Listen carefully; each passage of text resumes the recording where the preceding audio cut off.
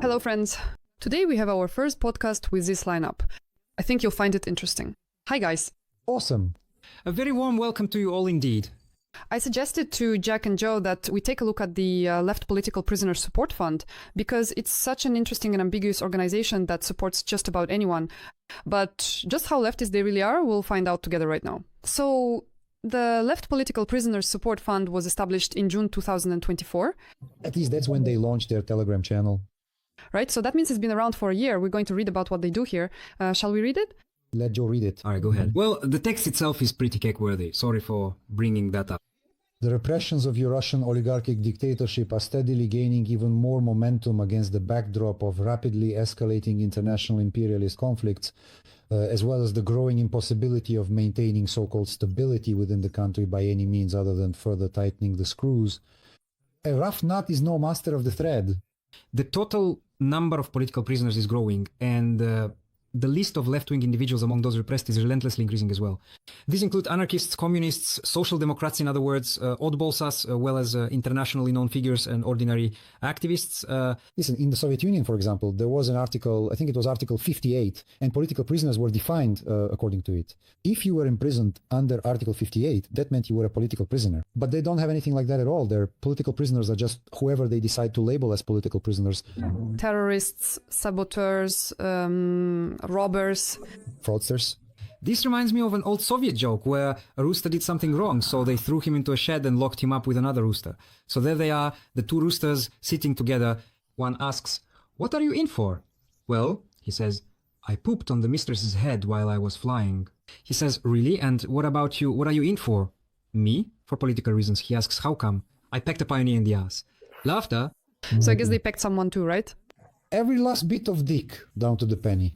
Seeing this situation, understanding its bleak prospects, and having experience supporting individual comrades, we activists, friends and relatives of political prisoners, and media creators decided to join forces for more effective support of our comrades and to create an initiative called the Left Political Prisoners Support Fund.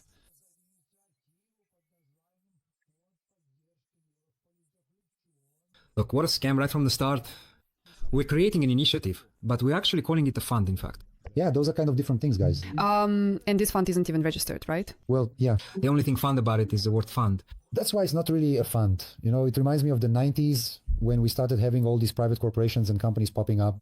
They used to call themselves things like Borg, damn it, or Wimbledon, which is Russian, but sounds European so that customers would trust them more. It's the same thing here. We have no idea what we actually are, but we'll call ourselves a fund. It's like a small independent business, some little kiosk proudly calling itself Petrovich Incorporated. It's still like that now. What do we have? Scarlett, Carlo Pasolini. And people are surprised to find out that Carlo Pasolini isn't Italian footwear, but Russian, and for some reason they opened a boutique right in the center of Rome and pretend they're from there. Even Tinkoff, for example, his logo is designed to look like some kind of noble family crest with some date like 1800 something. Who the hell knows what year? And who the hell knows how it relates to Tinkoff? It's basically the same story. So guys, it's all marketing. It's all just pure marketing. Because let's clarify right away. The Left Political Prisoners Support Fund is not actually a fund. So here... And it's called a fund because they ask for money. That's all there is to it. Here you have people from the support groups for Boriska Gorlitsky, Azat Miftahov, known as the leftist Ouroboros. By the way, let me clarify right away. I used to be more sympathetic and supportive of Boris Golitsky's fate until I read Boris Golitsky's books. What did you read? Which ones? Well, Between Class and Idea, with a course or something, I don't remember, some title like that. How I Became a Porn Actor. Yeah, something like that. Honestly, guys, Boriska Gorlitsky is such a classic dissident that even Soviet punitive psychiatry didn't touch him. Tell us a bit about it. I read his book on world systems analysis, and it's actually pretty good. So it's a kind of worldview, world systems perspective. And you have to understand that world systems analysis is a very diverse field. There are both more left-leaning and more right-leaning people involved. Honestly, there's just about everything in there. I can just say that what I read from Gorlitsky is distilled Euro-leftism. To hell with the working class! We need to rely on students, on the youth, all that nonsense, yeah, something like that, right? So guys, Gorlitsky as a Soviet dissident is a typical European-style neo-leftist who argued that the Soviet system is crap and we need to rely on soy and all that, so... Classic soy. Typical soy. Yeah. So as a leftist, I lost all respect for Boris Kolitsky. And that has nothing to do with his stance on the damn special military operation. Guys, the left's position on the SVO is a specific and temporary thing.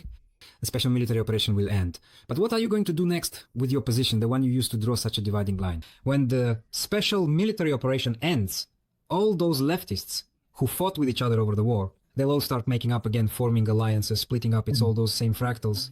They don't wait. They never stop doing it, yeah. But soon they lose this big main dividing line, the one that fucking idiot kept screeching about during those debates with the CPRF woman. Once the dividing line is gone, it's going to be complete chaos, guys. We'll just sit back and watch with our tea. But what are the reasons they even unite over, anyway? Is there even any real work being done? Look. The main reason they're able to unite is their hatred of the Georgics, specifically towards Jack. Yeah, because when Vasya threw out that nonsense about the arson, even Semin and Batov reposted it, and then right after getting their support, Vasya immediately started trashing them again. In that whole Dutch Rada situation, everyone who had been fighting before ended up coming together, and then they started fighting again. They really remind me, you won't believe it, of the American gay community before the AIDS epidemic. Why? Because it was the American gay community that introduced the concept of no strings attached sex into American culture. Since homosexuals in their clubs, they were flighty people. They would meet up specifically to have sex. Watch the excellent film Cruising. It's the one that's wanted, yes. So they really had this attitude just with Al Pacino. Yes, with Al Pacino in the lead role. A magnificent film directed by William Friedkin. The film is about how Al Pacino, playing a police officer, tries to pass as gay in order to catch a criminal. He, being a straight police officer, goes to BDSM gay clubs and looks for a maniac who's killing gay men. This takes place in 1980. Guys, it's such a fantastic film. We'll watch it. Yes. By the way, Katya, there was recently a stream with the band Govnida, and I remember you were really interested in that band. The name got me. Moisey Velikanov is, of course, magnificent. It's quite something in itself, guys. You guys have some super local memes, really local ones. Well, of course, Gavnida is now part of the Gizeki lore. Oh my god! Yeah, by the way, he'll probably be performing at Obshujoje too. So you can check it out when you come. That's exactly what will happen. I'm still insisting that Moisey write and perform the song Gothic Vampidor. Now that idea is stuck in my head. Anton Orlov, who by the way ended up in prison for fraud involving 12 million rubles. Yeah, allegedly he stole 11 million. A leftist political prisoner, guys. Daria Kozyreva, who calls for killing communists, is suddenly a leftist political prisoner. Yuri Chilikina, I don't know. Gagik Grigorian, who was caught preparing an assassination attempt on a Russian colonel. Nikita Uvarov, who was making explosives and Molotov cocktails. And he glorified the terrorist attack in 2018 when the FSB headquarters was blown up.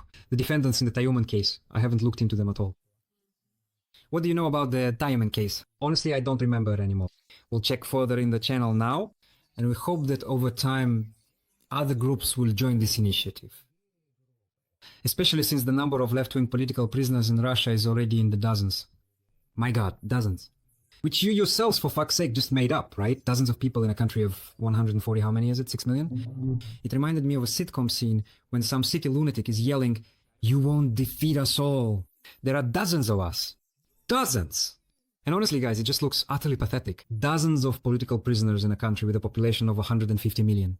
And out of all of them, as far as I know, the only one who's in for something like words or opinions is Kagarlitsky, and that's it. The rest are in for some kind of criminal stuff. Even American right-wingers point out, for some words on the internet last year in Russia, about 800 people were arrested or detained, while in the UK it was 4,000. That's all you need to know. What are we even doing? Well, if you look at the example of Azat Miftakov, you're just sucking your own dick. We coordinate media work, provide informational and organizational support, and deliver care packages to political prisoners. I really like the word political prisoner. Political prisoner. A political prisoner sitting in a little cell. Retuznik. Political prisoner. It's a wonderful word, guys. We support solidarity campaigns. Solidarism. Damn it! Yes. Moreover, a registry of leftist political prisoners is being maintained, and a website is being developed aimed at both Russian and international users. It's going to be wildly successful. I see these kinds of phrases as a report to some sort of bosses who help them organize these funds. It's purely a marketing thing. So what are they actually doing? They write posts on the internet and made a little website. That's basically the substance of what we just read.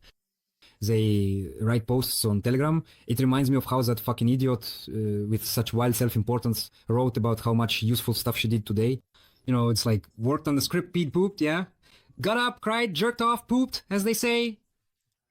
That's all there is to it.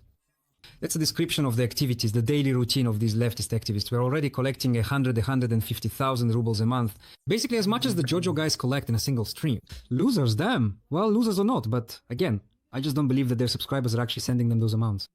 I always have questions about the funding of all these projects. 150,000 that could be thrown together. The thing is, their combined audience is much bigger than ours. 1,695, do you see that? That's on Telegram. Rudoy has 300,000 subscribers. Where else are they? Sadonin has 100. Look, the audience of these so-called leftist political prisoners isn't limited to just those who are subscribed to the Telegram channel. So, Rudoy has 300,000 subscribers. So wait, are you saying that they get reposted by channels like Prostichisla, Rudoy and others, and people send them money without even subscribing to the channel? Yes, that's normal. Look, for example, there's the Borat channel where the host is Oleg Kulov, someone you'll soon get to know quite well. He has, I think, about 12 or 15,000 subscribers right now, but sometimes they raise up to 500,000. But they collect money for a specific purpose. So they're raising funds for humanitarian aid. Is that right? That's their thing. That's the main difference. So when the Jojiks do a fundraiser, it's for a specific goal, and then they report back on it. And on paper, it says that all of it is for care packages for political prisoners, but then it turns out the money is actually going towards Rudoy's relocation. Yeah. Because for us, for example, when we are sitting around playing D&D or recently a Warhammer board game, we are raising money for Yulia's treatment, for her surgery. A girl who needs to treat advanced scoliosis, she needs spinal surgery. And with every stream, we raise at least 100,000, 100, 150, because Yulia needs 3.5 million for her treatment. And we've almost raised it already. We've almost collected those 3.5 million. Basically, these are your comrades, people who sympathize with you and who make the decision. And in return, we provide them, for example, entertainment when we play Warhammer. And I play the role of a priest who believes in God.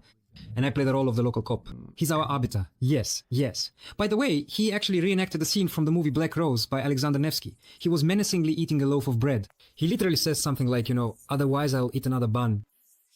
By the way, I didn't know what was there. Oh, it was there. For me, it just came naturally, You see, you're a board star. Just like Alexander Nevsky. Watch our fun streams, support decent people with your money, not this rooster crowd. When you donate to us during the streams, for example, you are literally making a difference in someone's life. Without you, in fact, not even without us, but without you, someone like Yulia might not have been able to raise money for treatment, but now she's guaranteed to get it. Yeah, that's right. It's wonderful. She's raised the sum. Yes. People have raised money for humanitarian aid. We literally have photos of babies from the Makivka maternity hospital who might not have been born or might not have survived. With those babies, the doctors are standing there holding the Zizeki flag. You even have to... That's how, reports should look, not like this other stuff. Yes. Exactly. Let's first look at the types of reports and then what's happening with these so-called political prisoners. For information about political prisoners, check the foundation on their website. It's better to look on the website, yes. Yeah, let's go there right away. Look, I've opened the website. I see. So we're going there right away? It's up to you. Or... It's your podcast, even though we've already turned it into an ad for Zizeki fundraising. Well, okay, it's okay, nothing to worry about. Let's see who the left-wing political prisoners in Russia are. For a while, they're assholes. I've answered the question. And here's a repost of Rudoy's video. To quote Dmitry Yuryevich Puchkov, crap of the dumbest crap. Kids don't ever eat crap. Dumb crap. That's all for today. Damn, ugly mug he has. I talked about this video. There's a whole section specifically about Miftahov. Katya, tell me as a woman, isn't it true his face is pathetic? Well, honestly, the funny thing is that when you know a person, you stop judging them by their appearance. Normal people always judge others based on a combination of factors. And honestly, Andrei Rudoy disgusts me more than anyone else because he's so slippery and at the same time radical. And there's some kind of dead NPC from Cyberpunk 2077 lying there. I didn't even get what... By the way, regarding Rudoy, Mira put it really well. She also didn't like Rudoy at first, just based on his appearance, but she tried to treat him normally, neutrally until he revealed himself. As she put it, he's very slippery, such a sleek, slimy guy. Very much like a late Soviet Komsomol member. I consider that a diagnosis because it's hard to imagine anyone more repulsive than late Soviet Komsomol functionaries. To me, he also has this very slippery image, and at the same time, there's something really treacherous and sneaky about him. A rat. Yeah, there's definitely something... A Skaven, basically. And, of course, it's not about his appearance, it's about what he does, his actions. Those rat-like teeth? You start associating his appearance with what's inside him. That's how brilliant George Lucas is in his storytelling. He came up with the idea that the dark side of the Force in Star Wars makes people ugly. That is, their inner nature corrodes them so much that they become ugly on the outside. It's just brilliant. This is essentially a mythological device that didn't just appear out of nowhere. There's actually this thing about appearance, about beauty. There's such a thing as the privilege of beauty. When you attribute qualities to people that they might not even have just because of how they look. And there have been tons of Study 7 video on this topic that show attractive people are more likely to get hired and are paid more. But on the other hand, isn't that natural? I mean, isn't that just natural? Isn't it normal in human nature? It's like life itself has ingrained in us that yes, beautiful people are better than unattractive ones. Why do true workers get paid less? Because their faces are Rudoy and Christina. No, it's just simply that the inherent desire for beauty and the drive to cultivate beauty in our lives is natural. But the thing is, beauty is a much more complex concept than just well-proportioned bodies and facial features. For example, for instance, why do I consider Henry Cavill to be the most handsome Hollywood actor today? Because he's someone who was shaped by the fact that he was overweight as a child, and you can see in his personality, in his movements, in his expressions, that he's not someone who grew up like a model on the runway. He's more natural.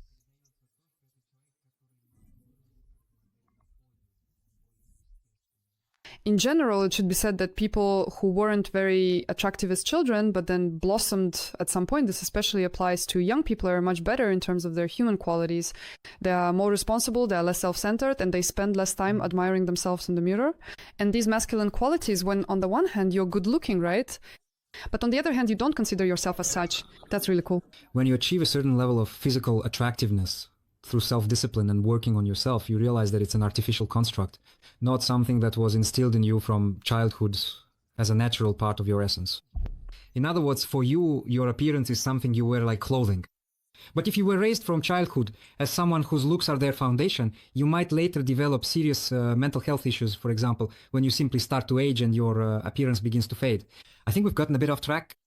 Yeah, right. So shall we get to our first case? Let's go to the website then. Here we have the court case of Yuri Chilikin. Let's see who Yuri Chilikin is. Oh, they have all the photos here. Interesting. By the way, it's nicely designed. Yeah. At least they hired a designer this time. I don't know, really. Well, it's simple but tasteful. Let's not follow the logic of the Telegram channel. Let's just look here. Who should we look at? Tell me. Let's go in order. Antosha Orlov. All right, Anton Orlov. I was just talking to a comrade, a union member, about him the other day, and he told me that Anton Orlov, was imprisoned even before the special military operation. So it's not related to the special military operation or any of his statements. It's specifically a union matter that was taken under the wing of one organization. This organization also has a rather questionable, shady reputation. And now they're trying to politicize all of this, to publish it, and, well, basically to sway all the victims to their side without providing them any real help. Well, naturally, they'll definitely want to have a share of the money that is being donated to help support political prisoners. Yeah. Do you know anything about Anton Orlov? We do. Let's read his biography then. Is there something there? A promising young Russian businessman. Anton Orlov is a trade union and left-wing activist, coordinator of the Independent Medical Workers Union Deistivie in Bashkortostan. Anton voluntarily organized the work of the union, which advocated for the rights of medical workers. One of the striking examples of his activities was the Italian strike in Ushimbe. In addition to his union activities, Anton was actively involved in the region's political life, serving as the head of youth policy for the Communist Party, CPRF, in Bashkortostan, and as a member of the Union of Marxists. Yeah, that doesn't really speak in Anton's favor. By the way, where is your Union of Marxists now, huh? In 2022, Anton was sentenced to 6.5 years in prison under Article 159, Part 4 of the Russian Criminal Code fraud on an especially large scale. So it's not about union activity. Well, here's the thing. Damn, it's fraud, and yet he's called a political prisoner. So where's the politics in that? You don't get it? It's a devious plan by the authorities. They imprison them on criminal charges like theft, terrorism, and all sorts of other crap, so that it's literally like in 1984, so that no one knows the truth, so that people think they were jailed for politics. So, like, was he really such a powerful politician, someone who shook up the whole region so much that they had to come up with these elaborate schemes just to neutralize him? Yeah, I mean, it's literally on the level of Vasya Sadonin, where supposedly some handlers of Ekaterina Kirbireva decided to set fire to the door of Vasily Sadonin's former neighbors so that... They wrote greetings from Tass there, all done by the rebel Jack. Yeah, and all of this just so Vasily Sadonin wouldn't release videos about Ekaterina Kirbileva on his boosty. What? Where are they? Where are they with that other idiot? Like, what is she even saying? We don't get it at all. Why did she say that? Two suspect that either Vastian or Danka Tivkun will see this and get really triggered by it. So, if you want to make mocking reaction videos where you poke fun at the subjects, first grow yourself some charisma. Is that what it's called? Yeah? What they're supposed to grow? Now, as for growing anything else, they shouldn't even hope for that. That's it. It's forever. Honestly, they should start by at least growing out of their psychological 12-year-old phase. Because whether it's Tivkun or Sadonin, when you look at them, they're literally kids in adult bodies walking around, thinking like kids, talking like kids. The absolute infants. I mean, these are people who mentally never got past the age of 14 at best. So we have an interesting story here with this Antonier was convicted of fraud. Do you know what exactly he did? He was accused of embezzling some funds, about 11 million rubles. When he was An entrepreneur, it says. he was basically someone, A commercial director. a commercial director at an oil company. Yes. So he allegedly committed fraud in the oil business, and that's why he was imprisoned. Well, like they basically signed a contract with them, but they didn't deliver the goods for that amount. And they pinned it all on him, right?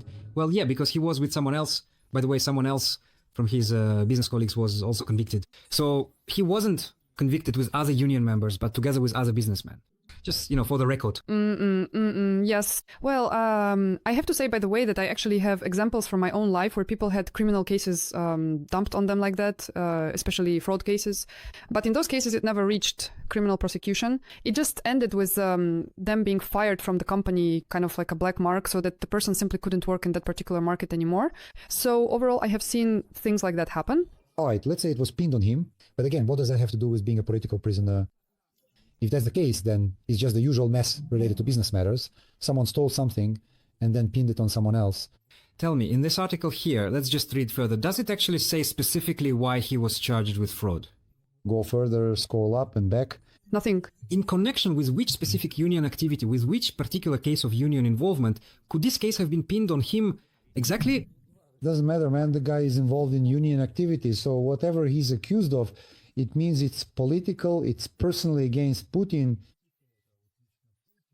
It's just that, guys, if he really had been charged with unrelated fraud as a response to his political activity, then you could make that connection. For example, he organized a certain union protest somewhere, and immediately, right after that, he gets caught and a criminal fraud case is opened against him. In that case, it would be clear that he was punished for sticking his neck out and doing what he did.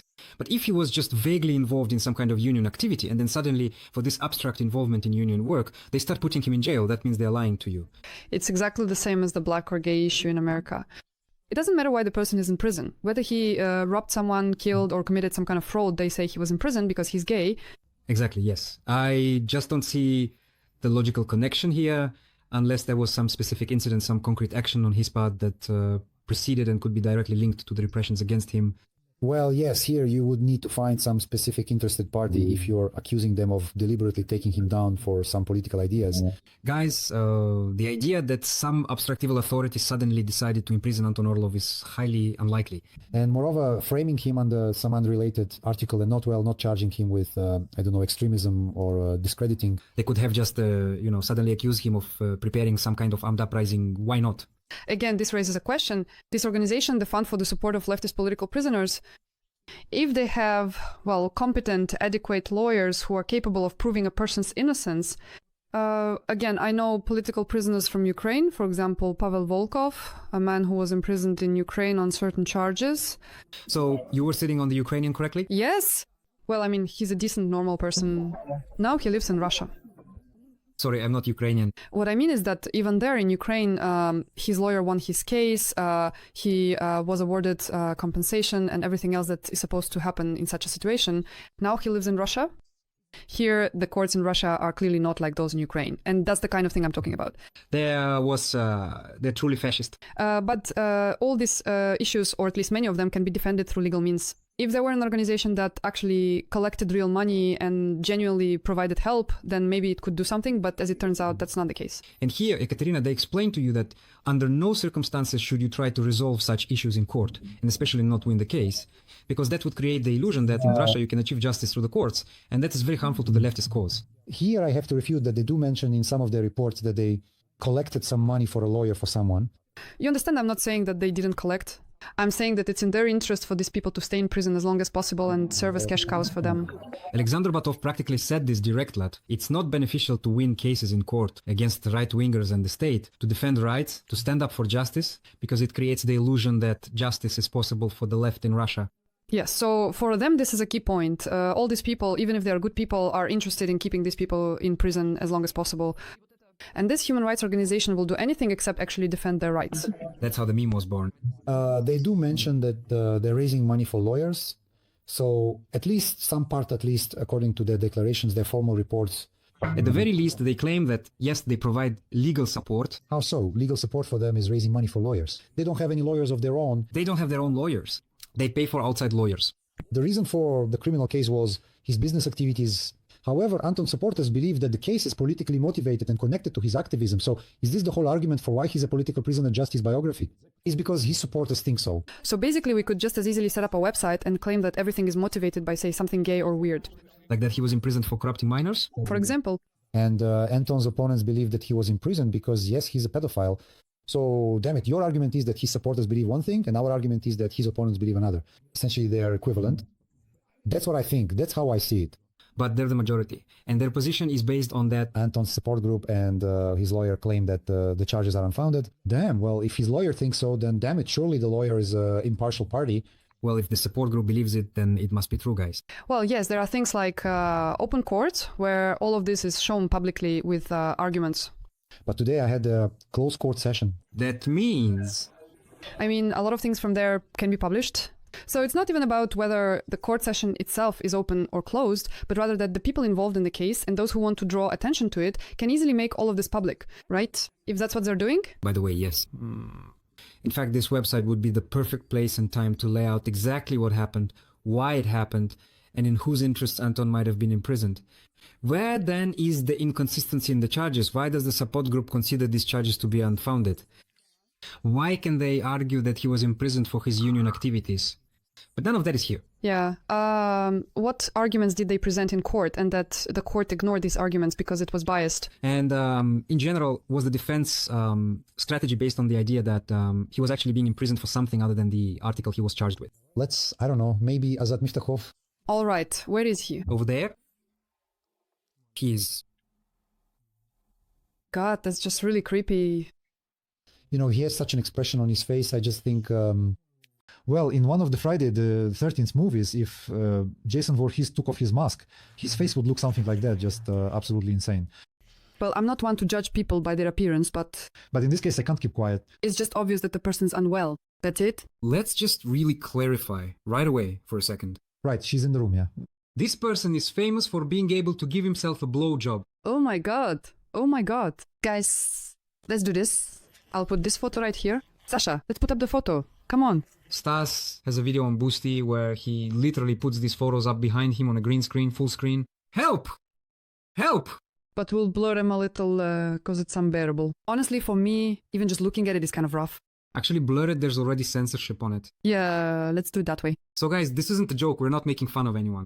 There's a photo of Azat Meftah where from his phone, where he's literally recreating the meme of that guy the diet Ouroboros, who's giving himself a blowjob. It's so disgusting. Honestly, I always thought that wasn't real, that it was just drawings or Photoshop. I didn't think it could actually happen in real life. Right now...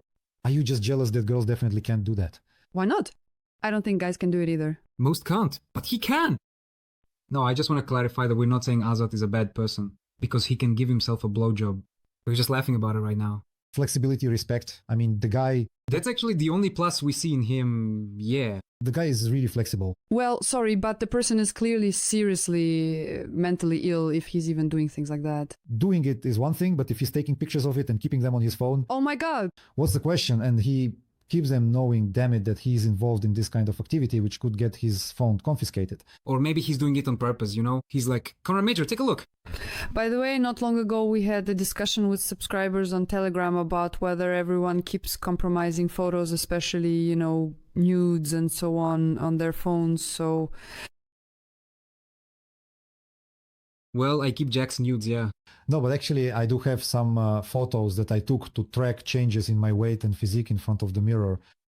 I really should delete them, by the way. Well, I've never had anything like that in my life. And it's not even that I've never even thought of sending something like that to other people. But, none of my girlfriends have anything like that on their phones. Well, they would have told me if they did. Simps don't expect leaks. Anyway, I still honestly think it's really kind of weird for people to keep that kind of stuff on their phones. And what Azat keeps, honestly, that's just beyond good and evil. Well, as is known from the Telegram channel Free Azat. Frizat.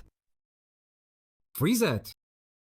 Yeah, that's actually what is called Free Azat, which is apparently run by his common law wife. My God, this guy even has a common law wife.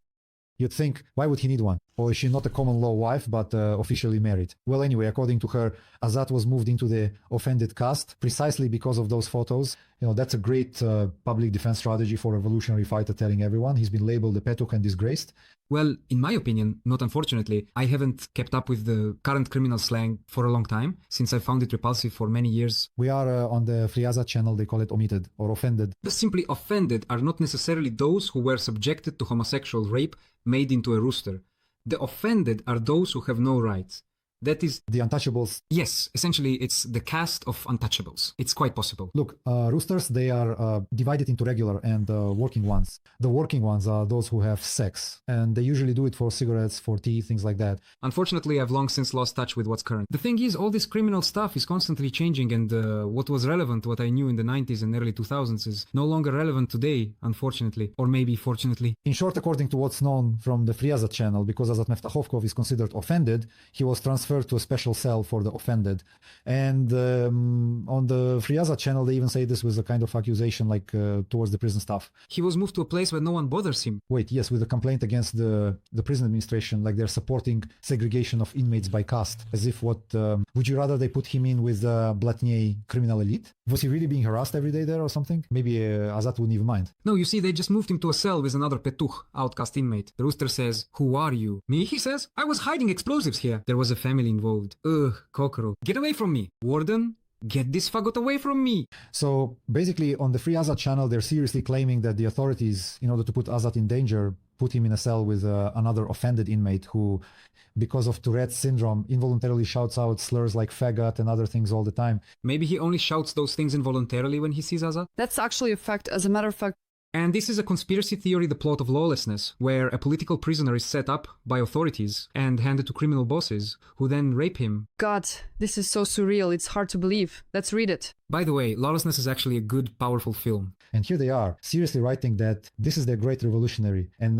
offended man sitting in prison next to another offended man who involuntarily shouts the word faggot. So this is the face of leftist political prisoners. This is the face of Foundation. As Andre said, let's do it like this one more time. Azat is truly a leftist and a really very strong person. But to bend over like that, you need to have a certain... strong and flexible. Yes. Willpower, yes. And hardy. Azat Fanisovich Mikhtachov, a Russian mathematician and anarchist, former graduate student of the Faculty of Mechanics and Mathematics at Moscow State University. In January 2021, the Golovinsky District Court of Moscow sentenced him to 6 years in prison on charges of hooliganism, Part 2 of Article 213 of the Russian Criminal Code, for participating in the attack on the United Russia Party office in 2018. Basically, he was originally arrested for possession of explosives, for testing explosives on the alley. In the kitchen, in the dorm kitchen. No. He hid them in the kitchen, but he tested them on the alley near Moscow State University. There is a video of Meftakov's arrest during the search, where he immediately admits to it, saying that he tested it, yes, and that he liked the result. But since they didn't find any genetic material on the explosives that were found during the search, they couldn't prove his guilt. So this is the kind of fascism in Russia. They arrested him for nothing, to the point that even in the case they brought against him for possession of explosives, he was acquitted. Even though they actually found explosives in his dormitory. He was released due to lack of evidence. There is a video where he confesses right away. There is a video from the kitchen where he hides everything behind the stove. But since... basically, there was a ton of circumstantial evidence, but apparently not enough. Essentially, they didn't find his fingerprints on the murder weapon, so to speak, and let go of a person who himself admitted he did it. And that didn't stop him from continuing to do it. The thing is, he was released, and literally right at the courthouse door, he was arrested again for attacking the United Russia office. And the attack on the United Russia office, he did that together with others. They set fire to the United Russia office? That's exactly why the German Shepherd was barking, hey! They supposedly set fire to Dombey without thinking at all that there were other apartments there and people could have been hurt. And the arson attack on the United Russia Party happened at night in an apartment building. Revolutionaries. Yes, that's right. This office was located on the first floor of an apartment building. What would the Italian Red Brigade say, notably, whose main principle was strictly never to harm civilians during their actions, especially during their operations and activities? Yes. That's why the Red Brigades are still remembered with a certain degree of respect. So before that, Meftakov and another idiot were arrested because even before all this mess, they were wandering around there, started breaking street cameras, and the patrol officer tried to stop them. They sprayed pepper spray in his face, and he suffered eye burns. For that, Meftakov was fined 40,000 rubles. Fucking fascism in this country. Yeah, so it was a direct attack on a law enforcement officer who saw them actually committing offenses, breaking cameras, and yet all sorts of liberal outlets, not communist ones, but liberal ones, right, that they couldn't charge him with anything. They wanted to detain him for political reasons, but couldn't pin anything on him. It's just some kind of madness. Well, the kind of foundation you have, that's the kind of leftist political prisoners you get. So basically, this is a typical idiot who committed socially dangerous acts because he got carried away with this political maximalism, what I call brain rot. I'm against the evil authorities. Let's break the camera now. Here, cop, pepper spray in your eyes. We're going to make a bomb now. Awesome, damn it. Let's blow something up. Oh, comrade policeman, just don't beat me, better yet, piss on me. You're rationalizing, but as I see it, he's just a sick person. Well, actually, the Mechanics and Mathematics faculty at Moscow State University is a pretty strong school. And it's not uncommon that in such challenging fields, there are a lot of people with these kinds of mental characteristics. And it often happens... Typical techies. Yeah, that happens there. It's true. And somehow these things even come together. There are geniuses there, real geniuses, who become shining lights. And then there are people who end up... As far as I know, Meftakov's scientific papers were published when he was already in prison. I mean, he was, as I recall, still in graduate school there, or... Yes, that's what it says. Yes, his mathematics papers were published even after he was detained. What does that mean? Well, it probably means they had some real value. Exactly. So what then? And basically in 20,242,023, when he was released from the penal colony, he was detained again and sent to court in custody on a new case. Yes, he... On charges of justifying terrorism, as far as I remember, this idiot, while he was in prison, kept up his agitation there, and that's why he was imprisoned the second time. Well, you see, they're basically cosplaying the revolutionaries of the past, from the late 19th to the early 20th century, who used the courtroom for public speeches when they were given the final word, when they testified, and they would deliver speeches denouncing the regime and calling for revolution. And what did Azat Meftakov say in his final statement in the second case? He praised his buddy nicknamed ecologist, who is known for having died near Bakhmut as part of the Ukrainian armed forces. And he said something like, I regard him with deep respect and genuine admiration. I don't remember his name, the one who bravely defended Bakhmut from those soldiers who came to seize someone else's land. So basically just terrorists and enemies. A Nazi. Nazis, enemies. In short, he's sitting right where he belongs. So he was expressing admiration and respect for a person who wasn't just in the armed forces of Ukraine, but in a nationalist battalion consisted of. Moreover, in the article about this nationalist battalion, which I show a screenshot of in this video, it says that at first, the volunteers who served there entertained themselves with silly illusions about some kind of communism, class theory, but then everyone found God. Who would have doubted it? Really, such an interesting mix. This person... Yes, this guy really did find God, but there's a catch. Yeah, you do postgraduate studies at MSU's Faculty of Mechanics and Mathematics. And, usually boys, well, it often happens that guys go to grad school just to avoid the army. At the same time, there's this anarchism, terrorism, and then these sexual deviations just, honestly... As soon as I saw the word anarchist, I immediately realized the person was a clinical idiot. Now, look at what comes next. The basis for the new charge was Azat's statements, which the investigation interpreted as justifying the actions of Mikhail Zlobitsky, who carried out the bombing of the FSB building in Arkhangelsk in 2018. By the way, many of these political prisoners are here because they justified the terrorist attack. As far as I remember, that guy just walked into the FSB office and blew himself up. Yes. And they wrote, good for him, right? That he blew himself up against this bloody regime. That's how it should be. I suspect that when Meftakov gets out after his second case, they'll grab him right at the courthouse door again and... For statements he made during his final speech, for example. Yes. Idiot, man. The guy basically kept digging his own grave. I mean, he's been asking for it since 2018, guys. Sorry, but I don't feel any sympathy for this person, simply because he was deliberately provoking it. If someone by their own actions is basically shouting that they want to be in prison, well... And forgive me, my friends and I are total pragmatists when it comes to politics. So what was the point and purpose of what Azat Miftakhov was doing? To show how much of a nonconformist he is. I mean, even that explosive they were testing there. What for? To what end? What would have happened if they had succeeded in their activities? So what would that have led to? I mean, maybe they wanted to engage in political terror, let's say, to overthrow the regime, what good would it do to blow someone up? What would that achieve? Well, this question of anarchism, it's already been discussed 100 times. It would mean that there would be more leftist political prisoners on this side, and Rudoy would make more money. Ah, Is that all? it's just that, yes, every time someone engages in even radical political activity. Yes. And by the way, for those who don't know, let me remind you that Rudoy is the founder of this foundation. And in fact, the main beneficiary, Who would have doubted it? because when he raises funds for the Leftist Political Prisoners Foundation, he always splits it part for the channel's work and part for helping leftist political prisoners. Half of the money collected for the channel's work and for helping political prisoners, 50% of the total amount, always just keeps for himself. And from what's left. That's for sure. It turns out exactly the same way. Like company dividends?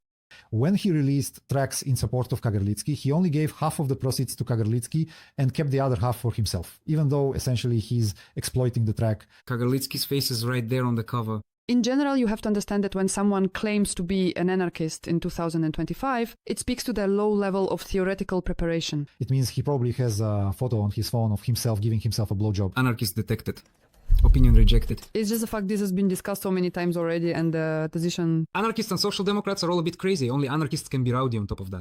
Yeah, and the anarchist position is very weak, because theoretically, with Lenin and Stalin, everything is already clear. The only anarchist you can respect is Gorshok. Yeah, and honestly, Gorshok is literally... The pot was based... Gorshok literally has an interview where he says that, in fact, he's not even an anarchist at all, but a social democrat, because he said that socialist reforms are needed, just without revolutionary changes. Well, you really picked someone to use as an example, Gorshok. Gorshok has a performance where he says that Russians live in Kharkiv, that Crimea should be Banderites are bastards. Yeah, well, that's because Gorshok had a good Soviet upbringing. His father was a major in the border troops, you know. And he raised Gorshok. Catherine, I have a serious question for you. Explain what's wrong with Gorshok. No, I don't know, I haven't looked into it. Misha Gorshenev? Yeah, but I haven't looked into Gorshok's biography. Misha Gorshenev had exactly one major problem: alcohol and drug addiction. As a person, he was actually good, even if a bit eccentric. But his drug and alcohol addiction ruined him, including affecting his character. So why can't he be mentioned in the verdict? Good guy. All right, okay, let's move on. That's everything. Look at him. Look, Ekaterina, we're going to remind you about Misha Gorshenev. Well, I don't like the king and the jester. Actually, I don't like kings at all. Ha ha ha. He'll be back soon, I know it. Of course he'll be back. With a katana. Let's do Uvarov. Let's do it, okay. 5 years, Article 205.3. Here, I really want to shrink them down. I just want to, really just... Well, I want it to be fully visible. Shrink them down, yeah. Nikita Andreevich Uvarov, a teenager from the city of Kansk in the Krasnoyarsk region, became known in connection with the so-called Kansk teenagers case. Oh, in CA, in Cannes, and not only... In February 2022, the Eastern District Military Court found him guilty of undergoing training with the aim of carrying out terrorist activities. Article 205, Part 3 of the Criminal Code of the Russian Federation, Clause 3 of the Criminal Code sentenced him to 5 years in a juvenile correctional facility. Only 5! According to the investigation... Give it here, I'll read it. According to the investigation, Uvarov, together with 2 friends, planned to blow up a virtual FSB building in the game Minecraft, and also, well, that's not important. It's insignificant made several Molotov cocktails and homemade explosive devices. Yeah, the main thing is Minecraft. For Minecraft, guys, for Minecraft. Katya, do you remember how this whole thing was hyped up that poor kids were in prison just for playing Minecraft? But in reality, there are investigation materials showing that, again, on their phones, they had recordings of themselves throwing Molotov cocktails, and there were searches proving they were making explosives. In case anyone doesn't know, guys, making and testing Molotov cocktails is considered illegal weapons manufacturing. That's a serious criminal offense. But Rudoy and other assholes hyped this up, twisting the facts, claiming they were supposedly jailed for Minecraft. That's complete bullshit. But they still have to write about it even on their own website. Well, how could they not? Yeah. Actually, I want to say that when you read things like this and see who exactly got imprisoned, it's obvious that these leftist political prisoners, they specifically pick them out from the whole range of different political prisoners. No, that's not it. Because you see, there isn't any such group of political prisoners. They just take anyone at all. From the whole mass of prisoners, yes, that's what I meant to say. So basically, they don't even have enough real political prisoners, because real political prisoners, what about them? There's only Kagarlitsky, and that's it. And what they end up with is this monstrous picture. One person has some terrible deviations, another is apparently in prison for Minecraft. But when you actually start looking into it, you see that, well, actually, For example, as an ordinary civilian, I personally wouldn't want people like that living next door to me, people who are making Molotov cocktails at home and threatening my life and the lives of my children, for instance. Why would I need them around? So that they have to live knowing they can do whatever they want with impunity, just because some idiotic foundation defends them and considers them innocent. Which isn't even really a foundation. I'll say it again. Why are they doing all this anyway? What is this supposed to lead to? What will be the result of their activities? Well, as you said yourself, Rudoy will make money. That's it. There are no other goals there. All for Rudoy's relocation. So they're just some unstable... Rudoy will sit somewhere abroad for a while, relax, then come back to Russia. And then, for the third time, he'll need to raise money for another relocation. So they attract mentally unstable people to illegal activities so that they get arrested. And then they defend them. Yeah. It's an old story. There's even a meme about how the FBI hangs out on image boards and various forums, grooming mentally unstable teenagers so that they commit terrorist acts, and then the FBI can keep getting funding. Well, yeah, same thing here. So it's either kids or crazy people. The thing is, the kids are mentally unstable. And what's more, these very activists like Shumilova, they themselves publish material saying, oh, go burn cars with Z symbols, go burn relay cabinets, and then they get caught with explosives. And then the same Shumilova starts making a fuss. Oh, the FSB set up the teenagers. This is all a police provocation. But you, damn it, are the main provocateur. Aren't you ashamed? But what do they have to be ashamed of? Teenagers are getting involved, the trap is being set, and yes, guys, I know what the supporters of these people, if they hear our arguments, will say that we're just pro-government bastards. We have a noble partisan.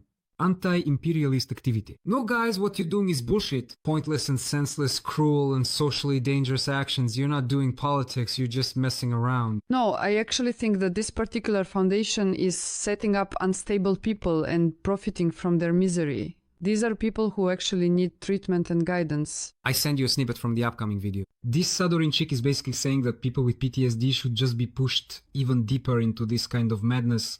I also want to talk about the washcloth now. So that they fight against whoever we point a finger at. So, according to psychologist Sadonina, people with PTSD shouldn't be treated, but instead should be agitated and triggered even more, so that they go out and kill someone. That's something you see in Hollywood movies, in science fiction books, in techno-thrillers like Tom Clancy's, where villains brainwash veterans so they basically become guided torpedoes, killing on command. Damn, Kojima, the theme of traumatized veterans being turned into weapons for someone else's selfish interests was explored by him 20 years ago. And these guys? They're caricatured villains straight out of Kojima's games, guys.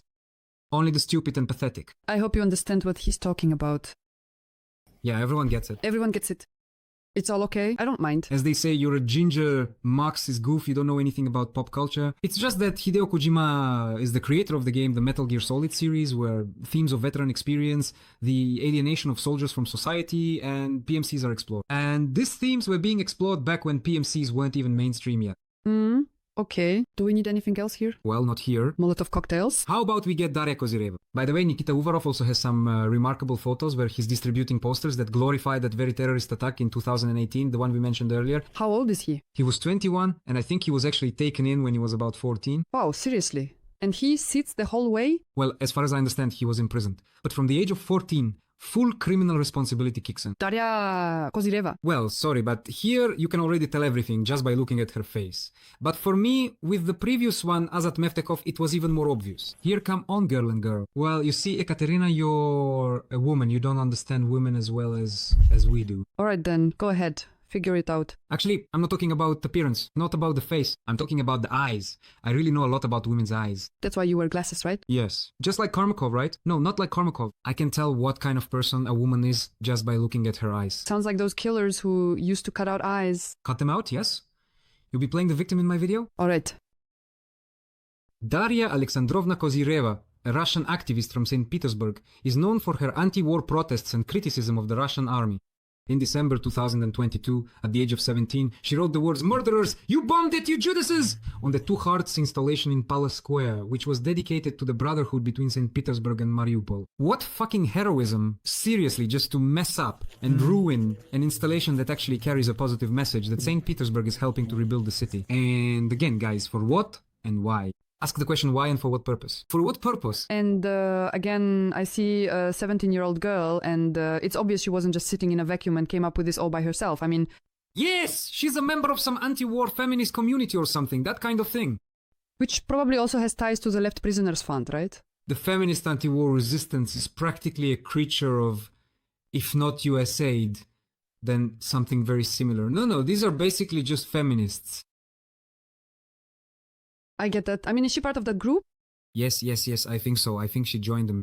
But in any case, this feminist anti-war resistance is literally a Western and pro-Western creation that uses all this feminist nonsense to achieve its own political goals. It's amazing how all these schemes have now come to light when agendas are being cancelled and removed, and under that pretext, they're pushing their own politics. How beautifully they played this agenda after all. First, with its help, they diluted and crushed Occupy Wall Street. Then, for 10 years and even longer, they used it to suppress all class-based and pressing economic issues. And now, under the guise of cancelling this agenda and returning to sanity, they're pushing a conservative agenda instead. What a masterful play. How skillfully you, the pink-haired ones, were used like a disposable diaper. And then they locked you up, and now they're making sure you stay there as long as possible. You even spoke out there in prison, kept posting on Twitter and such, and every time they just kept adding to your sentence. Yeah, exactly. That is everything that the terrible red conservatives, as one of the future participants of this site, Garik, aka Budulai, called us, talked about. He hasn't been added yet, but he will be, for sure. Yeah, he will be. As he used to say all those things the red conservatives said about this gender, feminist and LGBT agenda, turns out they were true. Well, yeah. Now, even those who used to promote it are saying so themselves. Tough luck, guys. Tough luck. And that's why an administrative protocol was drawn up against her. So basically, they were warning the girls not to mess around and do stupid stuff. In January 23rd... And there was also property damage, right? Oh, that's later, sorry. In January of 23, a criminal case was opened against Kozyreva for intentional property damage, claiming that her actions caused damages exceeding 250,000 rubles. However, no investigative actions were carried out regarding this, and no preventive measures were imposed. So again, as we have already discussed, it's a fact that she caused damage to the property, right? Fuck. Well, it just doesn't happen that a criminal case is opened without any investigative actions, without any kind of preliminary investigation. So where do these conclusions even come from that no investigative actions were carried out? In December 2023, the Moskovsky District Court of St. Petersburg fined Kozyreva 30,000 rubles for a Vkontakte post on March 4th, in which she criticized the laws on fake news and discrediting the army, as well as condemned Russia's actions in Ukraine. So 3 times before this, she was simply issued fines. She just couldn't calm down. Such terrible fascism, right? Started at 17, right? On the anniversary of Russia's full-scale invasion of Ukraine, Kozyreva put up a sheet with excerpts from Taras Shevchenko's poem Testament on his monument in St. Petersburg. After that, she was detained, and on February 27, the Petrograd District Court arrested her on charges of repeated discrediting of the army. In August 2024, a new episode was added to the Cation interview Kozyreva gave to the publication Siver Reali, which was also regarded as repeated discrediting of the army. So the person was warned several times, the person once again defaced the monument in a public place. But it's obvious that there was something else going on, because I don't believe in the story about a piece of paper with an excerpt from the poem Testament being pasted on.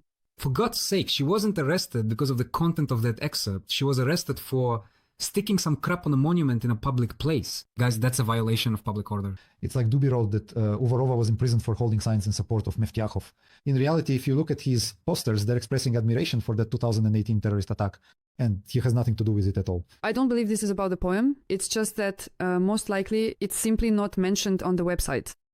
And now let's open Rudoy's channel, where he talks about the wonderful final statement of this Kozyreva. And I'll just remind you guys that, yes, that's how it is. Is this spelled Rudoy or what? It's all manipulation when they say it's just for a poem, for this kind of thing. It's the same as under Stalin when someone was executed for telling a joke. Only in this case, he told a joke in a warehouse he broke into while drunk. What surprised and outraged me in today's court case was not just the verdict itself. Here, most likely, it's just the repressive monster of Putin's oligarchic dictatorship working as usual. What really shocked me was Dasha's own behavior and her new position. Essentially, her final statement and her communication with the public make it clear that she has broken not only with Marxism, but with leftist ideas altogether. Nevertheless, she is still listed on the website of leftist political prisoners. Dasha's speech seems bizarre, even compared to pro-Ukrainian liberal speakers. It was literally filled with Ukrainian right-wing talking points about the free people of Ukraine and damned Muscovites, about the villainous Bolsheviks, about the heroes of the Ukrainian People's Republic, about how wonderful it is that there are no communists in power and so on. And in a conversation with one of the activists who came to support her, Kozyreva stated that from now on she hates everything connected with communists and the left. A leftist political prisoner. Congratulations, dear Andriusha. You're a cuckold. So he justifies her, says the detention center knocked all that communist nonsense out of her. He's literally whining that yes, indeed, she hates communists, but let's support her anyway. But why the hell would we? So people will send him money. Well, that's just it. They're so bad that actually finding real leftist political prisoners that they even include people who say they hate everything connected to communism. This is fucking absurd. So according to them, we're the fascists. But Daria Kozireva, who says she hates everything connected to communism, is a leftist political prisoner. And she literally says death to communists and death to Russians. Where is it, by the way? She said it in a final statement at the trial. Is there perhaps a source with the full quote? I can't say for sure about that. Maybe. Actually, she didn't even say that. Yeah, so let's just say that maybe she is. Where did you even get that she said it? He wrote that she has pro-Ukrainian takes, like damn Moscows and so on. So basically, that's what it is. No, I just don't know where. But I read somewhere that she actually said the phrase death to communists. Maybe she didn't actually say it. So let's just... She hates everything related to communists or the revolutions. That's the gist. In any case, she expressed anti-communist and anti-Russian views, literally Russophobic. If Rudoy wrote this, then there's no doubt about it. Yeah, exactly. Come on, admit it. That's a wonderful fund for supporting leftist political prisoners, such truly leftist political prisoners, real heavyweights. And let's finish with Felix Ilisiv, my favorite. So guys, well, yeah, of course. There he is, the last one with that dumb-ass face of his. Oh, you can see him completely. Right here, you can immediately tell this guy's an asshole. Just by his face, he's just some kind of scumbag. Yeah, I had to read a few of his posts on Telegram. This is literally the archetype that formed back in the LiveJournal era guy who thinks he's incredibly smart, observant, and witty. But in reality is a complete idiot who just got his hands on a keyboard. Felix Elisev, a Russian blogger and administrator of the Telegram channels She Fell Apart and Collective Farm Madness. In December 2022, he was detained and charged with justifying terrorism. According to the investigation, Elisev posted 2 anti-war publications on his Telegram channel, one of which approved of a Ukrainian armed forces helicopter strike on an oil depot in Belgorod. Fuck, anti-war content. Can you believe it? That's fucking amazing, right? Later, the charges were toughened, and a case of high treason was opened against Elisev. The court claims that he transferred money through a cryptocurrency account to a certain handler, who then used the funds to purchase equipment and weapons for Ukrainian armed forces soldiers. Only this is not stated by the investigation. Elisev himself writes on his own channel that he sent money to the Ukrainian armed forces. Fucking incredible. That's how they support them. And they pretend that they don't do anything like that it's all slander. Yeah, exactly. I mean, the guy literally wrote on his Telegram channel about how great it would be when the Ukrainian armed forces enter Crimea and Russians in Sevastopol start drowning themselves in despair, getting tied to anchors and thrown to the bottom. Felix Elisev writes, how wonderful that will be. Is that true? Yes, that's literally a post of his. That whole channel is just fucking insane. He even posts interviews with Basayev, where Basayev calls Russians slaves, and he's like, oh damn, that's based from Basayev. He even has old posts there where he says, back when Rudoy was being harassed for his video about the Tatars, how awesome it would be if Rudoy got jailed. And now this cock is raising money for him. I mean, seriously, Rudoy is literally willing to let people, piss in his face, as long as he can make money off leftist political prisoners. He literally just recently was calling on people to send him 10 kopecks each with the message, Rudoy is a faggot.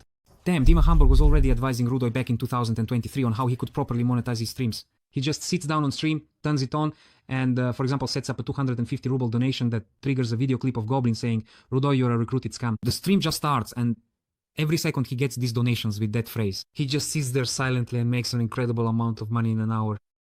Well, I think you already understand everything about the leftist political prisoners. How leftist are they and how political prisoners are they? Political prisoners, that's the word. Political prisoners. So over the entire past year, they raised 766,000. That's as of May 2025 already. Allocated for helping political prisoners, right? But they raised, it's impossible they allocated that much. Or maybe they raised less? Actually, yeah. That's a clever little wording too, a clever wording. So if they get called out, they'll say, oh, that's just what we've allocated. And as for how much was actually raised, we never said. None of your business. Not foundation. Yeah.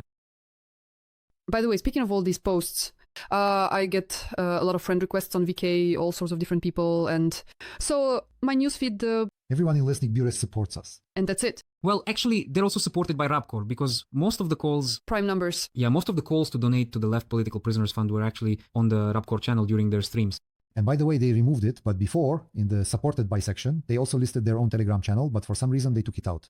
Well, because at that point it's really literally like Azat Miftakov, if you know what I mean. So basically my feed on VK is made up of a lot of different posts from all sorts of people. And I see tons of these posts where it's like, Putin, damn you, I hate you, and so on. You know, those really anti-government ones. That's typical Bondarenko. Super anti-government statements, images, some cartoons sent. Obviously, no one is getting arrested for that. These people, I mean, sure, there might be some provocateurs among them or something like that, but there are just tons of these posts online. And, well, it's not like all the authors have been thrown in jail. And now let's look at their payment details for money transfers. Right away, there are 3 crypto wallets. So that it's completely impossible to trace who or why, and PayPal, which doesn't even work in Russia. and basically there's your answer to the question, where does their money come from? Do they get money from ordinary people? We need to look into this further. Katya, that's a conspiracy theory. It's not a conspiracy theory at all. Not at all. But how can you prove that besides ordinary people, someone else is sending them money? Why would anyone even do that? We can only speculate about that. Well, that's not it. This is a funding scheme. This is a well-known thing. Like, you mean that they're laundering money through this crap? Not necessarily laundering, just funding that same Rudy. I mean, he needs something to live on wherever he is. His family needs to live, and their work needs to be paid for. By the way, let's wait a second.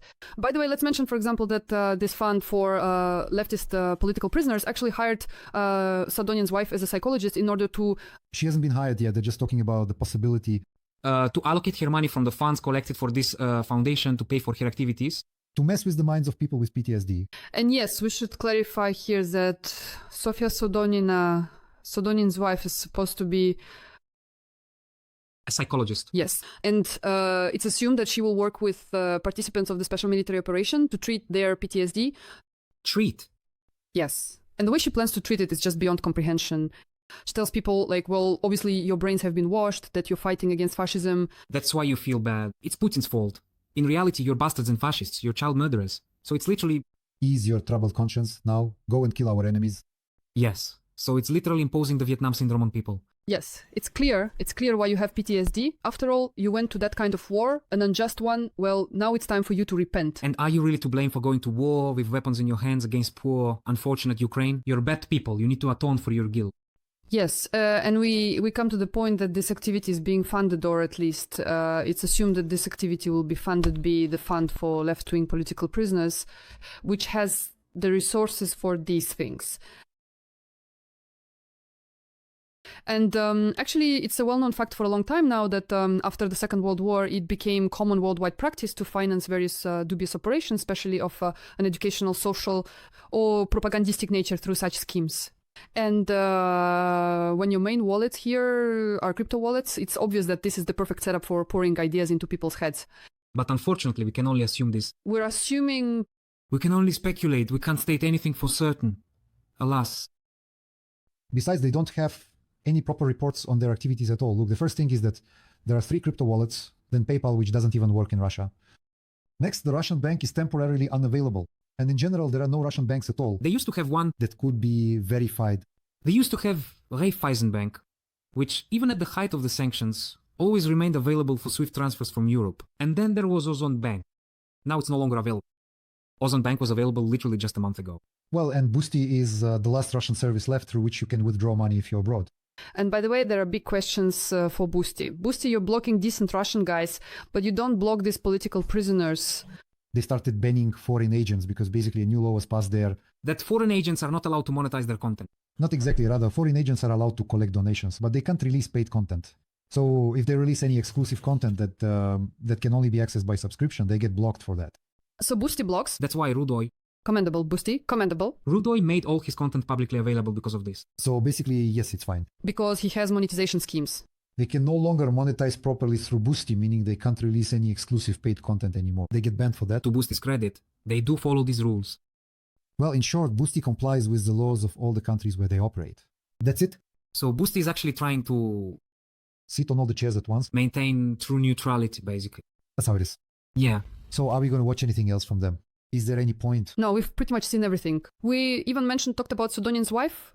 We could also perhaps take a look at some of their reports. Yeah, the reports are a different kind of humor, a different joke. The financial report for February-March 2025. The last 2 months have been a tough time. Court cases continued on several matters: the Tayumen case, the Ufa case, the Zinovskaya case, the Kozyreva case. Kozyreva. There were problems in the colony with Alexander Snezhkov. Anton Orlov was sent on a stage. Legal assistance was needed to prevent Ruslan Abbasov from being extradited to Russia, so it turns out they also helped those who have relocated. Well, they did say that we need to create a diaspora that will help relocants, immigrants, so that we have a leftist diaspora. Just imagine the smell. Amidst all these events, our foundation's bank account was blocked. Yay! Base. What are we still struggling with? In February, with your help, we raised 108,000 rubles. Expenses amounted to 248,000 rubles. In March, income was 139,000 and expenses was 68,000. In particular, assistance was provided in the form of care packages and payment for legal services. Or To Anastasia Zenovkina, Gary Grigorian, who was preparing an assassination attempt, Alexander Snezhkov, Vladimir Timofeyev, Fegorat Tyumensky, the Ufimsky case, the Abbasov cases, Ushakov. this is all the reporting. Yeah, damn it, this is our reporting with all the details, which they ignore and claim supposedly doesn't exist, even though it does. People are just outright spreading fakes and discrediting real humanitarian fundraising. You show each person's incoming funds? We attach the receipts. No, receipts are for expenses, but you show them the incoming funds, right? Like, yes, this is it. We collect this on the stream and we have a progress bar showing everything.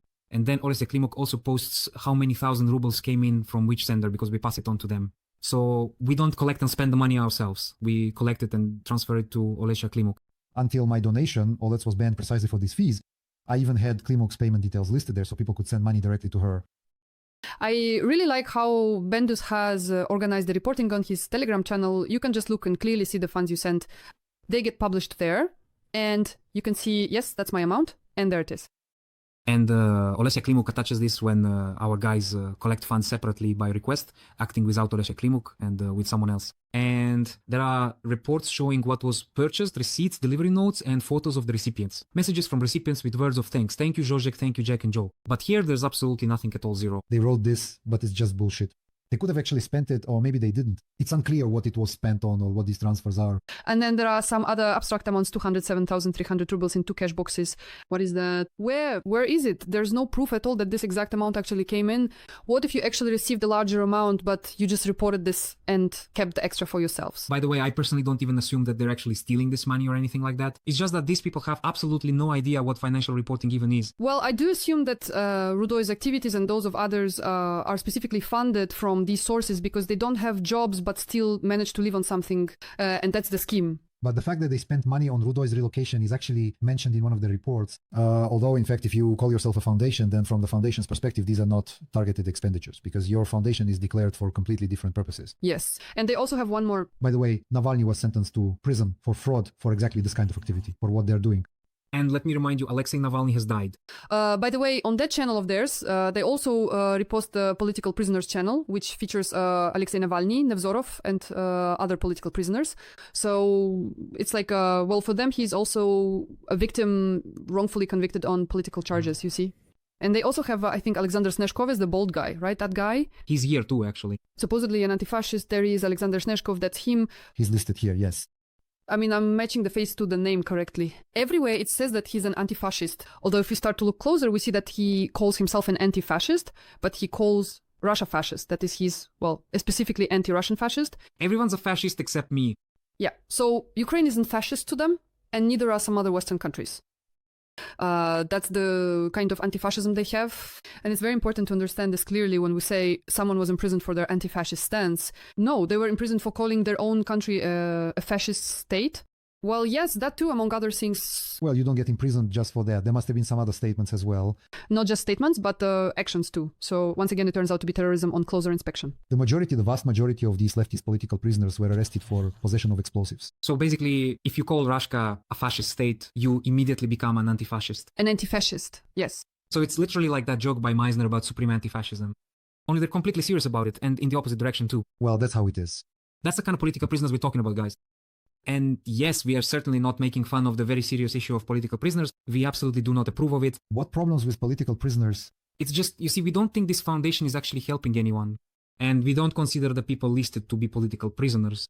No, maybe they really do help them just for show. So that there's no outcry from those leftist political prisoners that they're not getting any money at all. Yeah, that's clear. In any case, we don't think... For me, for example, what's critical is, first of all, they call some total scumbags political prisoners, like Elisif. People who wish nothing but harm to everything communist. And for that, it's just awful. Exactly.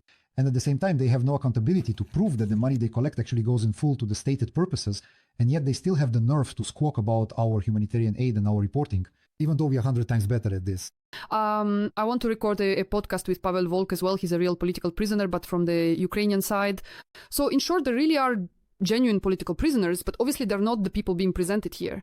Although it's possible that even among the list of everyone they mention on their website, there are decent, respectable people. But what we've just looked at shows that this is simply a foundation engaged in its own activities, and its main goal isn't to help anyone or to restore any kind of justice at all. As I like to call it, it's the Andrei Rudy's Pants Support Fund. Fact. So that's it, friends. That's our conversation. Goodbye, everyone. That's all for today. See you again next time.